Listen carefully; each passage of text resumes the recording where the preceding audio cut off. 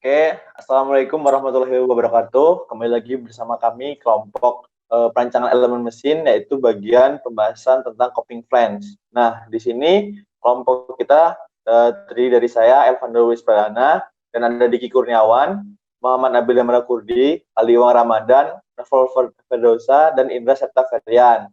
Nah, oke, sebelum kita masuk tentang coping flange, kita masuk ke latar belakang dulu nih, apa itu coupling. Nah, kopling merupakan suatu elemen mesin yang sangat diperlukan untuk sebuah mesin agar bisa beroperasi dengan baik. Karena kopling merupakan penghubung antara proses penggerak dan proses yang digerakkan agar tidak terjadi gesekan tiba-tiba yang mengakibatkan kerusakan fatal antara roda-roda gigi yang saling bersentuhan.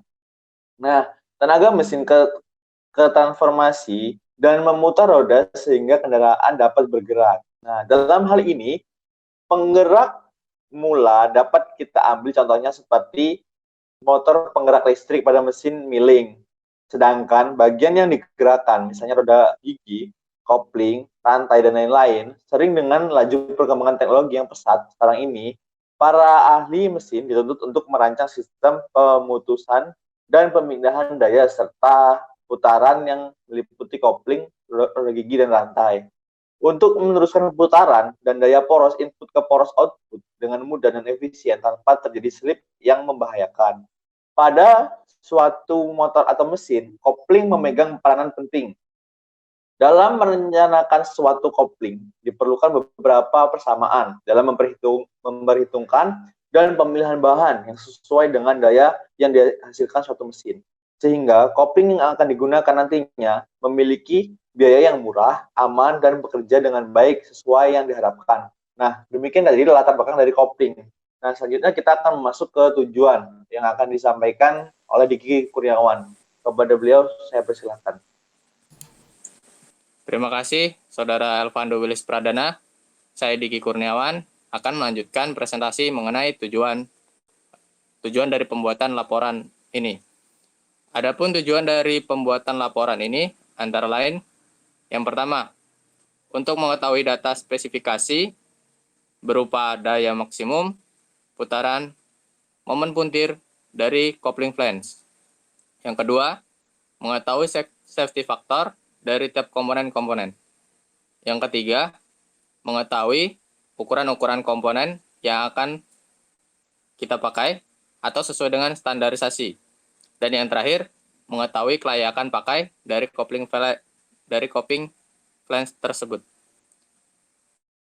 Selanjutnya, pengertian coupling itu sendiri adalah suatu mekanisme yang dirancang mampu menghubungkan dan melepaskan atau memutuskan perpindahan tenaga dari suatu benda yang berputar ke benda lain.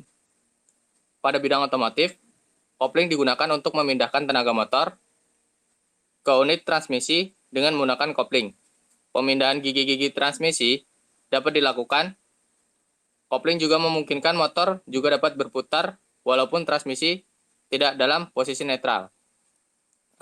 Sekian presentasi dari saya. Selanjutnya akan dilanjutkan oleh Saudara Aldi Iwang Ramadan. Kabarnya saya persilahkan.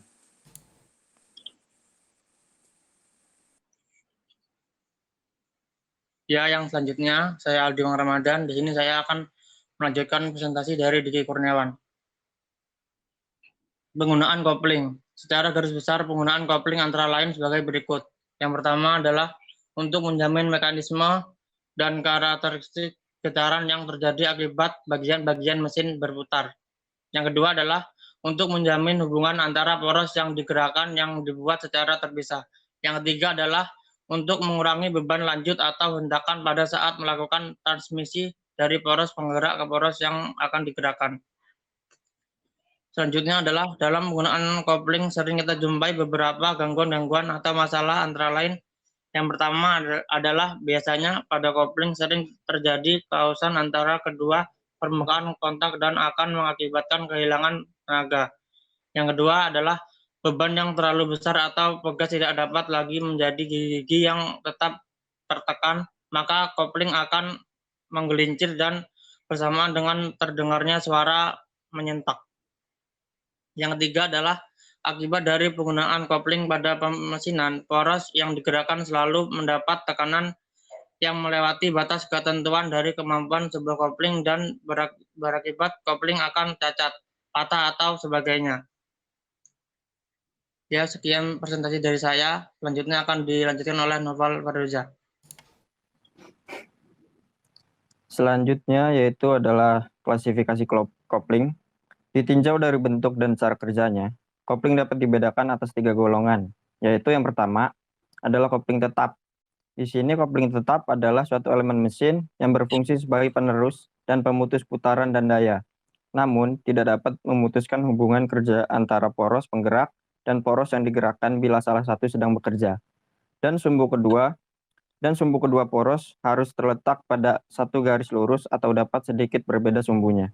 Kopling tetap terdiri dari kopling kaku, kopling flange kaku, kopling flange tempa, dan kopling bumbungan tekan minyak. Kemudian yang terakhir adalah kopling luas atau fleksibel. Klasifikasi kopling yang kedua adalah kopling fluida. Kopling fluida yaitu kopling yang meneruskan dan memutuskan daya melalui fluida sebagai zat perantara, dan di antara kedua poros tidak terdapat hubungan mekanis. Kopling ini sangat cocok untuk memindahkan putaran tinggi dan daya yang besar. Keuntungan kopling ini yaitu getaran dari sisi penggerak dan tumbukan dari sisi beban tidak saling diteruskan demikian juga pada saat pembebanan lebih. Penggerak mulanya tidak akan terkena momen yang melebihi batas kemampuannya sehingga umur mesin menjadi lebih panjang. Kemudian yang ketiga adalah kopling tidak tetap. Kopling tak tetap adalah suatu elemen mesin yang dapat memutuskan dan menghubungkan dari poros penggerak ke poros yang digerakkan dengan putaran yang sama dalam meneruskan daya, serta dapat melepaskan kedua hubungan poros tersebut pada keadaan diam maupun berputar. Sifat-sifat kopling tetap ini adalah poros output relatif bergerak terhadap poros input. Kemudian pemutusan hubungan dapat terjadi pada saat kedua poros berputar maupun tidak berputar. Klasifikasi kopling ini adalah sebagai berikut. Yang pertama adalah kopling cakar, yang kedua kopling plat, yang ketiga kopling kerucut. Kemudian selanjutnya adalah kopling bus. Kopling bus terdiri atas sebuah selongsong atau bus dan baut-baut yang dibenamkan pada kedua poros. Dan sering juga dipakai berupa pasak yang dibenamkan pada ujung-ujung poros. Pada saat pemasangannya harus dijaga agar sumbu kedua porosnya berada pada satu garis lurus. Demikian presentasi yang dapat saya jelaskan mengenai klasifikasi kopling. Dan selanjutnya akan dilanjutkan oleh Indra Septaverian. Ya, selanjutnya ada analisis dan pembahasan soal. Contohnya di sini ada data kopling flange. Dalam perancang poros akan dipilih baja batang yang ditarik dingin dan di-finish. Baja ini merupakan baja karbon konstruksi mesin yang dioksidasi dengan ferrosilikon dan dicat dengan kadar karbon yang terjamin. Untuk itu, dipilih bahan poros JIS G5501S45C. Dengan alasan kenapa dipilih baja itu, yaitu poros ini merupakan komponen tetap sehingga dibutuhkan bahan yang cukup keras dan proses penarikan yang membuat poros menjadi cukup keras. Kemudian poros akan meneruskan daya pada putaran tinggi.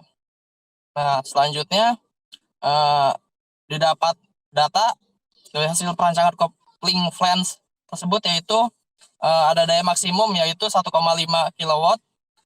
Kemudian ada N atau putarannya 1450 RPM. Kemudian ada momennya yaitu 9884 nanomilimeter. Kemudian selanjutnya ada dimensinya yaitu bahan porosnya S40C dengan diameternya itu 20 mm.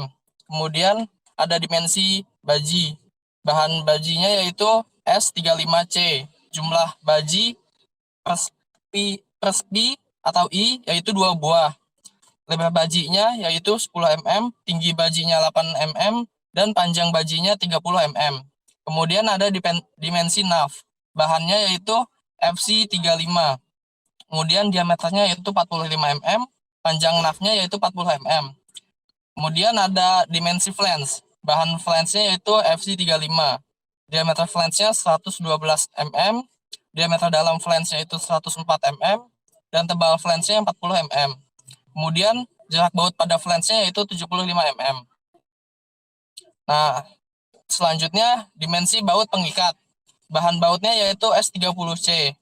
Jumlah bautnya ada 4 buah, kemudian jenis bautnya M6, kemudian jarak pitch-nya yaitu 1 mm. Diameter intinya 4,917 mm. Kemudian diameter efektif ada 5,35 mm. Diameter luarnya yaitu 6 mm. Tinggi kaitan 0,51 mm. SF atau safety factor-nya yaitu 4 mm. Selanjutnya dimensi bantalan yaitu bahannya yaitu S30C. Bahan karetnya jumlah karetnya 4 buah. Diameter dalamnya 6 mm, diameter luarnya 25 mm, tebal karetnya 18 mm. Sedangkan untuk bantalan karet flange-nya, baut yang digunakan menggunakan bahan S30C. Jumlahnya ada 1 buah, diameter dalam 112 mm, diameter luarnya 117 mm, tebal karetnya 3 mm. Sekian presentasi dari kelompok kami. Kurang lebihnya mohon maaf. Dengan niat tulus ikhlas. Wassalamualaikum warahmatullahi wabarakatuh.